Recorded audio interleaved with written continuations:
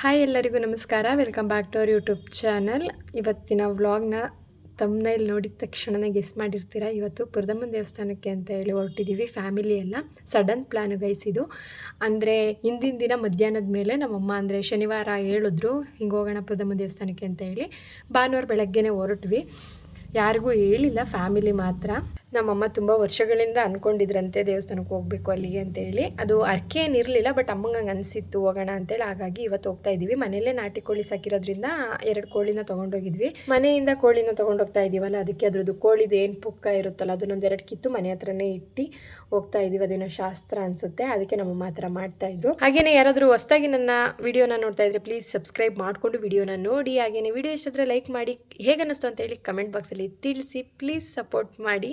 ಮನೇಲೇನೆ ಮಸಾಲೆ ಎಲ್ಲ ರುಬ್ಕೊಂಡಿದ್ವಿ, ಮತ್ತು ಹಣ್ಣು ಕೈಯೆಲ್ಲ ಎತ್ತಿಟ್ಕೊಂಡಿದ್ವಿ. ಇನ್ನು ಅಲ್ಲೋಗಿ ಬಾಳೆಹಣ್ಣೊಂದು ಪೂಜೆಗೆ ತೊಗೋಬೇಕಾಗಿತ್ತು, ಮತ್ತು ಪಾತ್ರೆಗಳೆಲ್ಲ ಅಲ್ಲೇ ಸಿಗುತ್ತೆ. ಹಾಗಾಗಿ ನಮಗೆ ಬೇಕಾಗಿರೋದನ್ನು ಮಾತ್ರ ತೊಗೊಂಡ್ವಿ. ವಿಡಿಯೋ ಮಾಡೋದ್ಬಿಟ್ಟು ಬೇಗ ಬೇಗ ಹೋದ್ರೆ ಚೆನ್ನಾಗಿರುತ್ತೆ ಇವಾಗೆಲ್ಲ ಅಷ್ಟೇ. ಆದ್ರೂ ಕಪ್ಪು ಕಾಣಿಸ್ತಾ ಅಲ್ವಾ?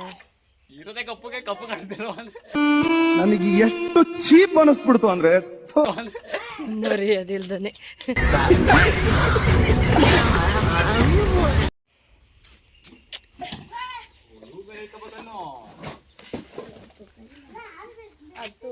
ತೊಡೆ ಮೇಲೆ ಇಟ್ಕತ್ತೆ ಅಷ್ಟೇ. ಏನೋ ಕಂದಲೆ, ಏನೋ ಏನೋ ಏನೋ ಏನ್ ಸ್ಮಾರ್ಟ್ ಆಗಿದೆಯಲ್ಲೇ. ನನ್ನ ತಮ್ಮ ಸಾಗರ್ ಯಾವಾಗಲೂ ಕಾಮಿಡಿಯಾಗಿರ್ತಾನೆ. ಸೇಮ್ ಅವನು ನಾನು ಒಂದೇ ಥರ, ಯಾವಾಗಲೂ ವಟ ಅಂತ ಮಾತಾಡಿಕೊಂಡು ಒಬ್ರಿಗೊಬ್ರು ಕಾಲು ಹೇಳ್ಕೊಂಡು ನಗ್ತಾನೆ ಇರ್ತೀವಿ. ನಮಗೆ ಸೈಲೆಂಟಾಗಿ ಇದ್ದಿದ್ದು ಅಭ್ಯಾಸನೇ ಇಲ್ಲ. ಅದರಲ್ಲೂ ಅವನು ನಾನು ಒಟ್ಟಿಗೆ ಸೇರಿದ್ವಿ ಅಂದರೆ ಒಬ್ರಿಗೊಬ್ರು ಕಾಲು ಹೇಳ್ಕೊಂಡು ನಗ್ತಾನೆ ಇರ್ತೀವಿ. ಇನ್ನು ಲಗೇಜ್ ಎಲ್ಲ ನಮ್ಮ ಅಪ್ಪನ ಗಾಡಿಗೆ ಇಡ್ತಾ ಇದ್ದೀವಿ. ಎಲ್ಲ ಲಗೇಜ್ನೂ ಕೂಡ ಪಾಪ ನಮ್ಮ ಅಮ್ಮ ಮತ್ತು ನಮ್ಮ ಅಪ್ಪನೇ ತೊಗೊಂಡು ಬಂದರು. ಅಂದರೆ NS ಗಾಡಿ ಮತ್ತು ಡ್ಯೂಕ್ ಆಗಿರೋದ್ರಿಂದ ನಾವು ಕೂರೋದಕ್ಕೆ ಕರೆಕ್ಟಾಗಿತ್ತು ಅಷ್ಟೇ. ಹುಡುಕರ ಕಷ್ಟಗಳು 111. ತಮಾಷೆಗೆ ಆ ಥರ ಹೇಳಿದ್ದವನು, ಯಾರೋ ತಪ್ಪಾಗಿ ತಿಳ್ಕೊಬೇಡಿ. ಇನ್ನು 3 ಜನ ಒಂದೊಂದು ಬೈಕಲ್ಲಿ ಹೊರಟ್ವಿ. ಈ ವ್ಲಾಗ್ ಮಾಡಿ 3 ತಿಂಗಳ ಹಿಂದೆ ಆಗಿದೆ, ಇವಾಗ ಅಪ್ಲೋಡ್ ಮಾಡ್ತಾ ಇದ್ದೀನಿ. ಸೊ ಅಕ್ಕ ಮಕ್ಕಳಿಗೆಲ್ಲ ರಜಾ ಇತ್ತು ಅಂತೇಳಿ ಊರಿಗೆ ಬಂದಿದ್ಲು. ಆವಾಗ ಸಡನ್ನಾಗಿ ಅಮ್ಮಂಗೂ ಎಲ್ಲ ಇದೀವಲ್ಲ ಹೋಗಿ ಬಂದುಬಿಡೋಣ, ಯಾಕೋ ಅಂದ್ಕೊಂಡು ಕ್ಯಾನ್ಸಲ್ ಆಗ್ತಾನೆ ಇತ್ತು. ಹೋಗೋಣ ಅಂತ ಅಂದ್ಕೊಂಡು ಕ್ಯಾನ್ಸಲ್ ಆಗೋದು. ಹಾಗಾಗಿ ಇಲ್ಲ ಇವತ್ತು ನಾಳೆ ಹೋಗ್ಬಿಡೋಣ ಅಂತೇಳಿ ಸಡನ್ನಾಗಿ ಪ್ಲ್ಯಾನ್ ಮಾಡ್ಕೊಂಡು ಎಲ್ಲ ಹೊರಟ್ವಿ. ಯಾರಿಗೂ ಹೇಳಿರಲಿಲ್ಲ, ಅಮ್ಮ, ನಾನು, ಅಕ್ಕ, ಸೊ ಮಕ್ಕಳುಗಳು, ಇನ್ನು ನನ್ನ ತಮ್ಮಂದಿರು, ಇಷ್ಟೇ ಜನ. ನಮ್ಮೂರಿಂದ ದೇವಸ್ಥಾನಕ್ಕೆ ಒಂದು 50 ಕಿಲೋಮೀಟ್ರ್ ಆಗ್ಬೋದು, ಅದಕ್ಕೂ ಮೇಲೆ ಆಗ್ಬೋದು ಅಂದ್ಕೋತೀನಿ. ಹಾಗಾಗಿ ಬೆಳಗ್ಗೆ ಬೇಗನೆ ಮನೆಯಿಂದ ಹೊರಟೋ ಎಲ್ಲ. ಮಕ್ಕಳಿಗೆ ಸ್ವಲ್ಪ ಹೊಟ್ಟೆ ಹಸಿಯುತ್ತೆ ಅಂತೇಳಿ ಬೇಗನೆ ತಿಂಡಿನ ತಿನ್ನಿಸ್ಕೊಂಡು ಹೊರಟ್ವಿ. ಈ ಎಲ್ಲ ಸ್ವಲ್ಪ ತಿಂದರೂ ನನಗೆ ಯಾಕೋ ಅಷ್ಟು ಬೇಗ ತಿಂದು ಅಭ್ಯಾಸ ಇಲ್ಲ, ಹಾಗಾಗಿ ನಾನು ತಿಂಡಿ ಮಾಡ್ಕೊಂಡಿರಲಿಲ್ಲ. ದೇವಸ್ಥಾನಕ್ಕೆ ತುಂಬ ಸಲ ಹೋಗಿದ್ದೀವಿ. ಕೋಳಿನೂ ಮಾಡ್ಕೊಂಡು ಬಂದಿದ್ದು ಒಂದು ಸರಿ. ನಾನು, ನನ್ನ ಫ್ಯಾಮಿಲಿ, ಅಮ್ಮ ಇವರೆಲ್ಲ ಹೋಗ್ಬಿಟ್ಟು ಕೋಳಿ ಮಾಡಿಕೊಂಡು ತಳಿಗೆ ಎಲ್ಲ ಕೊಟ್ಟು ಪೂಜೆ ಮಾಡಿಸ್ಕೊಂಡು ಬಂದಿದ್ವಿ ಒಂದು 3 ವರ್ಷದ ಹಿಂದೆ. ಅದಾದಮೇಲೆ ಹೋಗೋಕ್ಕೆ ಆಗಿರಲಿಲ್ಲ. ಅಮ್ಮಂಗೆ ತುಂಬ ವರ್ಷದಿಂದನೇ ಅನ್ನಿಸ್ತಾ ಇತ್ತು ಇಲ್ಲ ಹೋಗಬೇಕು ಅಂತ ಹೇಳಿ. ಹಂದಿ ಮಾಡಿರಲಿಲ್ಲ ಅಲ್ಲಿಗೆ. ಒಂದು ಹಂದಿನ ಮಾಡಿ ತಳಿಗೆ ಕೊಟ್ಕೊಂಡು ಬರಬೇಕು. ಎಲ್ಲ ದೇವಸ್ಥಾನನೂ ಮಾಡಿದ್ದೀನಿ, ಅದು ಮಾಡಿಲ್ಲ, ಹಂದಿ ಮಾಡಿಲ್ಲ ಅಲ್ಲಿಗೆ ಅಂತ ಹೇಳಿ ಅನ್ಕೋತಾನೆ ಇದ್ದರು. ಇವಾಗ ಯಾಕೋ ಒಂದು ಸ್ವಲ್ಪ ಅಮ್ಮಂಗೂ ಒಂಥರ ಮನಸ್ಸಲ್ಲಿ ಅದೇ ಕೂತಿತ್ತು, ಹೋಗ್ಲಿಲ್ವಲ್ಲ ಅಂತೇಳಿ. ಹಾಗಾಗಿ ಹೋಗ್ತಾ ಇದ್ದೀವಿ. ಈ ದೇವಸ್ಥಾನ ತುಂಬ ಫೇಮಸ್ಸು, ಶಾಂತಿಗ್ರಾಮ ಉಗ್ರ ನರಸಿಂಹ ದೇವಸ್ಥಾನ ಅಂತ ಹೇಳಿ. ಮಂಗಳವಾರ ತುಂಬ ಜನ ಇರ್ತಾರೆ, ತುಂಬ ಚೆನ್ನಾಗಿ ಪೂಜೆ ಆಗುತ್ತೆ. ಆ್ಯಂಡ್ ಪವರ್ಫುಲ್ ಅಂತ ಕೇಳಿದ್ದೀವಿ. ಇದಕ್ಕೂ ಕೂಡ ಅಷ್ಟು ಹತ್ರದಲ್ಲಿದ್ದು ಹೋಗೋಕ್ಕಾಗಿಲ್ಲ. ತುಂಬ ದಿನದಿಂದ ಆ ದೇವಸ್ಥಾನಕ್ಕೂ ಹೋಗಬೇಕು ಅಂದ್ಕೊಂಡಿದ್ದೀವಿ, ಹೋಗೋಕ್ಕಾಗ್ತಿಲ್ಲ.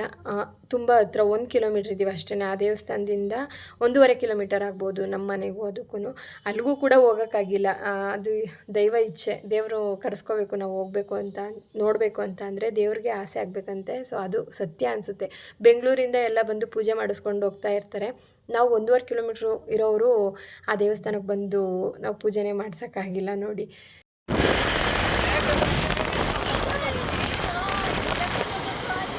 ಬೈಕ್ಗೆ ಬರೋ ಮತ್ತಿಗೆ ಸಾಕಾಯ್ ಲಗೇಜ್ ಎಲ್ಲ ನಾವು ಅಲ್ಲಿಗೆ ಏರ್ಬಿಟ್ಟು ಏನಿಲ್ಲ.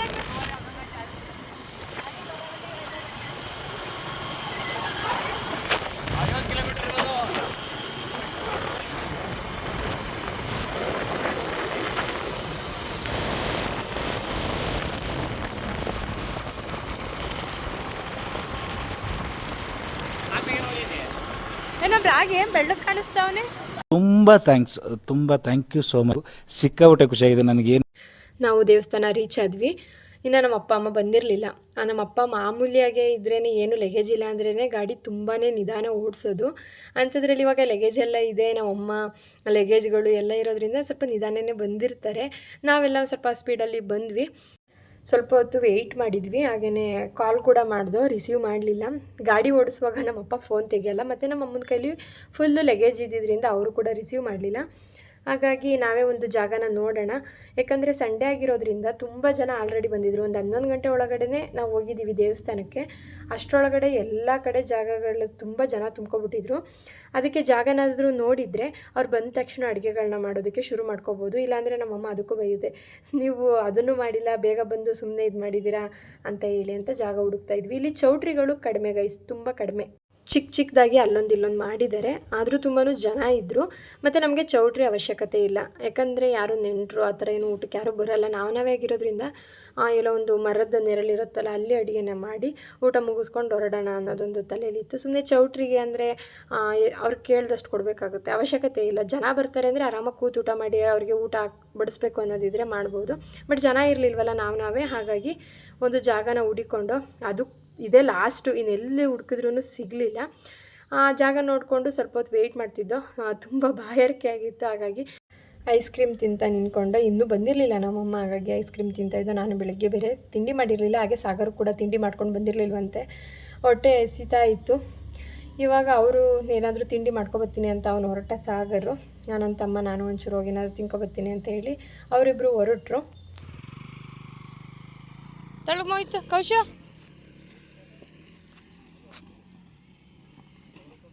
ಮಕ್ಕನೇ ಚೂರ. ನಮ್ಮಪ್ಪ ಫೋನ್ ಮಾಡಿದ್ರು, ಯಾವ ಸೈಡ್ ಇದ್ದೀರಾ ಅಂತೇಳಿ. ಅದಕ್ಕೆ ಬನ್ನಿ ಮುಂದೆ ಬರ್ತಾ ಇರ್ತೀನಿ ನಾನು ಅಂತ ಹೇಳಿ ಹೋಗ್ತಾ ಇದ್ದೆ. ಯಾರೋ ಅಡುಗೆ ಅಷ್ಟೊತ್ತಿಗೆ ಆಗಲೇ ಮಾಡಿ ಸ್ವಲ್ಪ ಸೌದೆ ಉಳಿದಿದ್ವಂತೆ. ಅವರು ಸ್ವಲ್ಪ ಸೌದೆ ಬೇಕಾದರೆ ತೊಗೊಂಡೋಗಿ ಅಂತ ಹೇಳಿದ್ರು. ಅಲ್ಲಿ ದುಡ್ಡು ಕೊಟ್ಟು ಸೌದೆನ ತೊಗೋಬೇಕು. ಅವರು ಊರಿಂದ ಸ್ವಲ್ಪ ಜನ ದೊಡ್ಡ ಗಾಡಿ ಮಾಡ್ಕೊಂಡು ಬಂದಿದ್ದರೆ ತೊಗೊಂಡು ಬಂದಿರ್ತಾರೆ, ಆಟೋ ಈ ಥರ ಎಲ್ಲ ಮಾಡ್ಕೊಂಡು ಬಂದಿದ್ದರೆ ತೊಗೊಂಡ್ಬಂದಿರ್ತಾರಲ್ವ.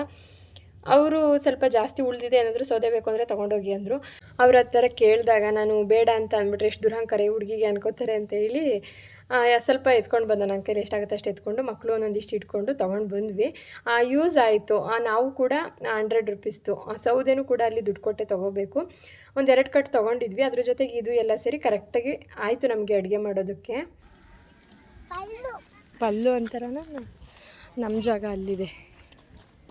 ಸುತ್ತ ಫುಲ್ಲು ನಾವು ಬರೋದ್ರೊಳಗೆ ಎಲ್ಲ ಯಾವ್ಯಾವ ಜಾಗ ಬೇಕು ಎಲ್ಲ ಆಯ್ಕೊಂಡು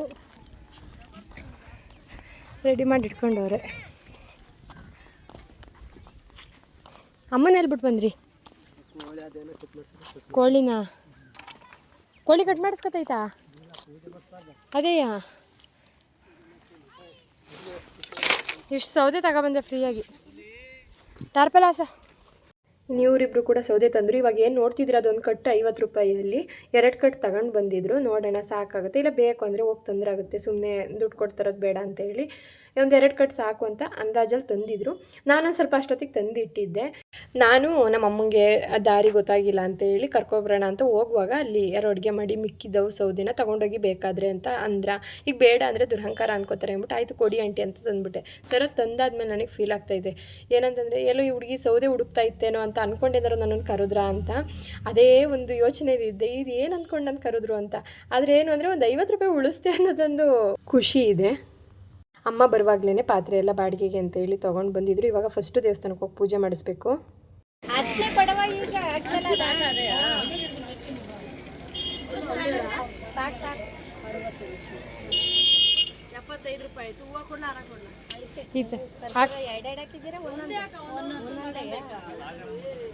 ಭಾನುವಾರ ಆಗಿದ್ದರಿಂದ ತುಂಬಾ ರಶ್ ಇತ್ತು.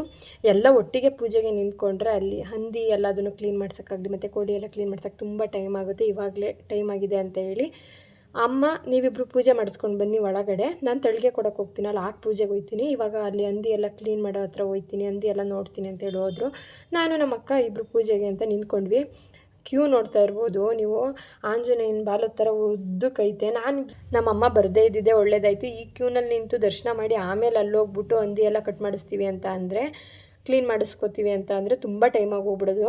ಹಾಗಾಗಿ ಅವ್ರು ಫಸ್ಟ್ ಅಲ್ಲಿ ಕ್ಲೀನ್ ಮಾಡಿಸ್ಕೊತಾ ಇರ್ತೀವಿ, ನೀವು ಪೂಜೆ ಮುಗಿಸ್ಕೊಂಡು ಬಂದುಬಿಡಿ ಅಂತ ಹೇಳಿ ಹೋಗಿದ್ದೆ ಒಳ್ಳೆಯದಾಯಿತು. ತುಂಬ ಅಂದರೆ ತುಂಬ ರಶ್ ಇತ್ತು. ಹಾಗಾಗಿ ಅಲ್ಲಿ ಮುಂದೆ ಒಂದು ಗುಡಿ ಇದೆಯಲ್ಲ, ಅದರಲ್ಲೇ ಒಂದು ಹೂವನ್ನ ತೊಗೊಂಡೋಗಿ ದೇವ್ರದ್ದು ಹತ್ರ ಇಟ್ಟಿರೋ ಹೂವನ್ನ ತೊಗೊಂಡೋಗಿ ಹಂದಿ ಮತ್ತು ಕೋಳಿಗೆಲ್ಲ ತೀರ್ಥಗಳನ್ನ ಹಾಕ್ಬಿಟ್ಟು ಆಮೇಲೆ ಅವರು ಕ್ಲೀನಿಗೆ ಶುರು ಮಾಡಿಕೊಂಡ್ರು. ಯಾಕೆಂದರೆ ರಶ್ ಇರುತ್ತೆ, ಇಲ್ಲಿಂದ ಪೂಜೆ ಮಾಡಿಸಿದ ಹೂವನ್ನೇ ತೊಗೊಂಡೋಗಿ ಹಾಕಬೇಕು ಅಂತಂದರೆ ಟೈಮ್ ಆಗುತ್ತೆ. ಹಾಗಾಗಿ ಮುಂದೆ ಇದ್ದಿದ್ದೊಂದು ಹೂವನ್ನೇ ತೊಗೊಂಡೋಗ್ಬಿಟ್ಟು ಅವರು ಆ ಥರ ಮಾಡಿ ಅಲ್ಲಿ ಕ್ಲೀನ್ ಎಲ್ಲ ಮಾಡಿಸ್ತಾಯಿದ್ರು. ನಾವು ಕೂಡ ಪೂಜೆ ಎಲ್ಲ ಮುಗಿಸ್ಕೊಂಡು ಇವಾಗ ಹೊರಗಡೆ ಬಂದ್ವಿ. ತುಂಬ ಪವರ್ಫುಲ್ ದೇವರು ಅಂತ ಹೇಳ್ತಾರೆ. ಹಾಸನದಿಂದ ಯಾರೆಲ್ಲ ವಿಡಿಯೋನ ನೋಡ್ತಾ ಇದ್ದೀರಾ ಕಮೆಂಟ್ ಮಾಡೋದನ್ನು ಮರಿಬೇಡಿ. ಹಾಗೆಯೇ ದೇವರೆಲ್ಲರಿಗೂ ಒಳ್ಳೇದು ಮಾಡಲಿ. ತುಂಬ ಜನ ಒಂದು ಭಕ್ತಾದಿಗಳನ್ನ ಹೊಂದಿರೋ ಅಂಥ ದೇವಸ್ಥಾನ ಪುರದಮ್ಮ ದೇವಸ್ಥಾನ, ಎಲ್ಲರಿಗೂ ಒಳ್ಳೇದು ಮಾಡಲಿ. ನಾನು ಮನಸ್ಪೂರ್ವಕವಾಗಿ ಯಾವುದೇ ದೇವಸ್ಥಾನಕ್ಕೆ ಹೋದ್ರೂ ಎಲ್ಲರಿಗೂ ಒಳ್ಳೇದು ಮಾಡಪ್ಪ ಅಂತಲೇ ಬೇಡ್ತೀನಿ. ಅದೇನೋ ಗೊತ್ತಿಲ್ಲ, ದ್ವೇಷ ಅಸೂಯೆ ಹಿಡ್ಕೊಂಡು ಏನು ಸಾಧಿಸೋಕ್ಕಾಗಲ್ಲ. ಬಂದಿರೋದು ಖಾಲಿ ಕೈಯಲ್ಲೇ, ಹೋಗೋದು ಖಾಲಿ ಕೈಯಲ್ಲೇ. ಅವರು ಆ ಥರ ಈ ಥರ ಅಂತ ಅಂದ್ಕೊಂಡು ಇನ್ನೊಬ್ರನ್ನ ದೂಷಿಸ್ತಾ ಬದುಕೋಕೆ ನನಗಂತೂ ಇಷ್ಟ ಇಲ್ಲ. ಎಲ್ಲರಿಗೂ ಒಳ್ಳೆಯದೇ ಆಗಲಿ. ಸೊ ಆ ಒಂದು ಮೈಂಡ್ಸೆಟ್ ನನಗೆ ಯಾವಾಗಲೂ ಇರುತ್ತೆ. ಅದು ಭಗವಂತನಿಗೂ ಇಷ್ಟ ಆಗುತ್ತೆ ಗೈಸ್. ನಾವು ಹೋಗಿ ನನಗೆ ಮಾತ್ರ ಒಳ್ಳೇದು ಮಾಡು ಅಂತ ಅಂದರೆ ಇಷ್ಟಪಟ್ಟು ಅದು ನೆರವೇರುತ್ತೆ ಅನ್ನೋದಕ್ಕಿಂತ ಎಲ್ಲರಿಗೂ ಒಳ್ಳೇದು ಮಾಡುವಂಥ ಒಳ್ಳೆ ಮನಸ್ಸಿಂದ ಬೇಡಿದರೆ ನಾವೇನು ಅನ್ಕೋತೀವೋ ಅದು ಹಾಗೆ ಆಗುತ್ತೆ ಅನ್ನೋದು ಒಂದು ನಂಬಿಕೆ ನನಗಷ್ಟೇ. ಪೂಜೆ ಎಲ್ಲ ತುಂಬ ಚೆನ್ನಾಗಾಯಿತು. ಈಚೆ ಬಂದು ನೋಡಿದ್ರೆ ನೆಟ್ವರ್ಕ್ ಇಶ್ಯೂ. ಅಮ್ಮಂಗೆ ಕಾಲ್ ಮಾಡೋಣ ಎಲ್ಲಿದ್ದಾರೆ ಅಂತ ಕೇಳೋಣ ಅಂದರೆ ನೆಟ್ವರ್ಕ್ ಸಿಗ್ತಾಯಿಲ್ಲ. ಅಲ್ಲಿ ಇಲ್ಲಿ ನೋಡ್ದು ಆಮೇಲೆ ಅಮ್ಮನೇ ಈಚೆ ಬಂದರು ಒಂದು ಅಂಗಡಿಯಿಂದ. ಆವಾಗ ಎಲ್ಲ ಕ್ಲೀನೆಲ್ಲ ಮಾಡಿಸ್ಕೊಂಡು ಇವಾಗ ಬಂದ್ವಿ ಆ ಜಾಗದ ಹತ್ರ. ನಮ್ಮಪ್ಪ ನೀರೆಲ್ಲ ತಂದಿಟ್ಟಿದ್ರು ಮಟನ್ ತೊಳೆಯೋದಕ್ಕೆ, ಮತ್ತು ಪಾತ್ರೆ ಎಲ್ಲ ಏನು ತಂದಿರ್ತೀವಲ್ಲ ಅದನ್ನೆಲ್ಲ ಕ್ಲೀನಾಗಿ ತೊಳೆದು ರೆಡಿ ಮಾಡಿಟ್ಟು ನೀರೆಲ್ಲ ತಂದಿಟ್ಟಿದ್ರು ಮಟನ್ ಎಲ್ಲ ತೊಳೆಯೋದಕ್ಕೆ. ಇವತ್ತು ಅಡುಗೆ ಕೆಲಸ ಎಲ್ಲ ನಮ್ಮ ಸಾಗರ್ದೇನೆ.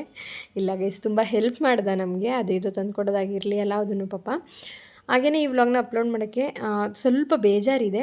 ಯಾಕಂದರೆ ಕೆಲವೊಂದಿಷ್ಟು ಕ್ಲಿಪ್ಸು ಮಿಸ್ ಆಯಿತು. ಅಂದರೆ ಈ ವ್ಲಾಗು ಎಲ್ಲಿವರೆಗೂ ಇದೆ ಅಲ್ಲಿವರೆಗೂ ವೀಡಿಯೋಗಳು ನನ್ನ ಫೋನಲ್ಲೇ ತೆಗೆದೆ. ಅದಾದಮೇಲೆ ಫೋನು ಸ್ಟೋರೇಜ್ ಆಯಿತು. ಸೊ ನನ್ನ ತಮ್ಮನ ಫೋನಲ್ಲಿ ನಾನು ವೀಡಿಯೋಗಳನ್ನ ಮಾಡಿಕೊಂಡೆ. ಅದು ಬೈ ಮಿಸ್ಸಾಗಿ ಅವನು ಮರೆತು ಅಥವಾ ಗೊತ್ತಿಲ್ಲದೇನೋ ಡಿಲೀಟ್ ಮಾಡಿಬಿಟ್ಟಿದ್ದಾನೆ. ತುಂಬಾ ಬೇಜಾರಾಯಿತು. ಅಷ್ಟು ಎಫರ್ಟ್ ಹಾಕಿ ಅಂದರೆ ಕೆಲಸದ ಮಧ್ಯೆನೂ ಕೆಲವೊಂದಿಷ್ಟು ವೀಡಿಯೋಸ್ನ ಮಾಡ್ಕೊಂಡಿದ್ದಾಗಿರ್ಬೋದು. ತುಂಬ ಫನ್ನಿ ಆಗಿತ್ತು. ಆ ತಳಿಗೆ ತೊಗೊಂಡೋಗಿ ಪೂಜೆ ಮಾಡ್ತಾ ಇರೋದಾಗಿರಲಿ, ಊಟ ಮಾಡ್ತಾ ಇರೋದು ಎಲ್ಲ ಅವನ ಫೋನಲ್ಲೇ ಇದ್ದಿದ್ದು. ಸೊ ಎಲ್ಲ ಡಿಲೀಟ್ ಆಗಿದ್ದು ತುಂಬ ಬೇಜಾರಾಯಿತು. ಹಾಗೆಯೇ ನನ್ನ ವ್ಲಾಗ್ನ ಯಾರೆಲ್ಲ ರೆಗ್ಯುಲರಾಗಿ ನೋಡ್ತೀರಾ, ಸೊ ಒಂದು ಶುರುನ ನಾನು ಹೇಗೆ ಮಾಡಿರ್ತೀನೋ ಎಂಡಿಂಗ್ನೂ ಕೂಡ ಅಷ್ಟೇ ಚೆನ್ನಾಗಿ ಮಾಡಿರ್ತೀನಿ. ಆದರೆ ಈ ವ್ಲಾಗ್ ಎಂಡಿಂಗ್ ಅಷ್ಟು ಚೆನ್ನಾಗಾಗಿಲ್ಲ, ಅರ್ಧ ಬರ್ಧ ಆಗಿದೆ. ಸೊ ಅಡ್ಜಸ್ಟ್ ಮಾಡ್ಕೊಳ್ಳಿ. ಫೋಟೋ ತೆಗಿತೀನಿ ನಾನು. ಗುಡ್.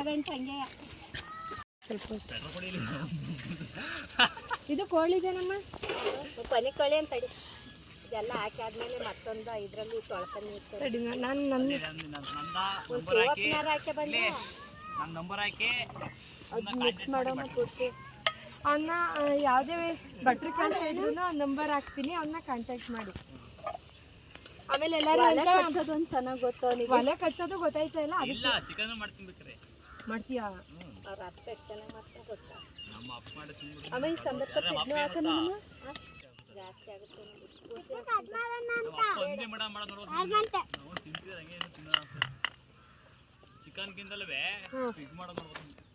ಇಲ್ಲಿ ತೋರಿಸಿಲಿಗೆ ನಾನು ನಿಮ್ಮ ಪಲ್ಲು ಒಂಚೂರು ಎಣ್ಣ ಪಣ್ಣನ ತಂದಿಲ್ವಲ್ಲ. ಐತೆ ಅಂದರೆ ಕಿಡ್ನಾಪ್ ಮಾಡ್ಬೋದು ನೀನು.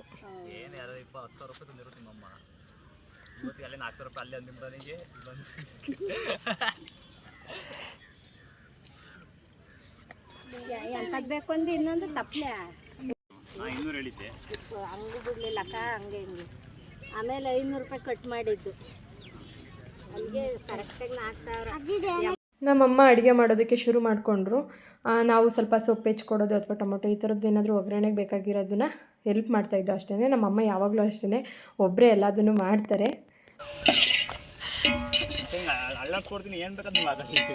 ಏನು ಮಾಡ್ತೀಯ?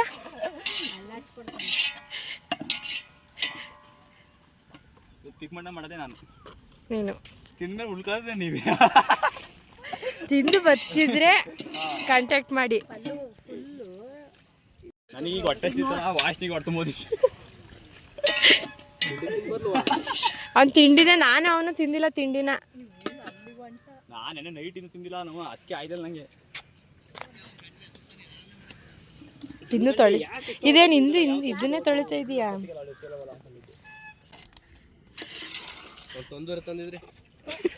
ಬರೆಯೋದು ಎಂಥದ್ದು ಅದು ತಿನ್ನಲ್ಲ ಸುಮ್ಮನೆ ಕಬಾಬ್ ಮಾಡ್ಕೊಂಡು ಬೇಡ ಅಯ್ಯ ರಾತ್ರಿಗೆ ಕಬಾಬ್ ಮಾಡಿದ್ರೆ ಚೆನ್ನಾಯ್ತಾ ಇವನು ತಿನ್ನೇನೋ ನಮ್ಮ ಕೌಶ್ ಅಂತೂ ಮುಟ್ಲು ಇಲ್ಲ. ನಾನು ಮುಟ್ಲಿಲ್ಲ ಕಣ. ಒಂದು ಕಡೆ ಪೋರ್ಕ್ ಮಾಡ್ತಾಯಿದ್ರು, ಇನ್ನೊಂದು ಕಡೆ ನಾಟಿ ಕೋಳಿ ಸಾಂಬಾರು ನಾಟಿ ಕೋಳಿ ಸಾಂಬಾರೆಲ್ಲ ಆಯಿತು. ಇವಾಗ ಅನ್ನಕ್ಕೆ ಇಟ್ಟಿದ್ರು. ಸೊ ನಮ್ಮಪ್ಪ ಅನ್ನನ ಬಸ್ಕೊಡ್ತಾಯಿದ್ರು. ನಮ್ಮ ಅಮ್ಮಂಗೆ ತುಂಬಾ ಹೆಲ್ಪ್ ಮಾಡುತ್ತೆ ಗೈಸ್. ನಮ್ಮ ಅಪ್ಪ ಬಂದ್ಬಿಟ್ರಂತೂ ಯಾವ್ದಾರ ದೇವಸ್ಥಾನಕ್ಕೆ. ವಸಂತು ಬಾಯ್. ಮೀನಾಕ್ಷಿ,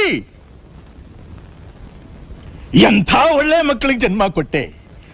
ಒಂದೊಂದು ಮುತ್ತು ಕಡೆ ತಪಸ್ಸು ಮಾಡಿ ಪಡಿಬೇಕಿಂತ ಮಕ್ಕಳನ್ನ.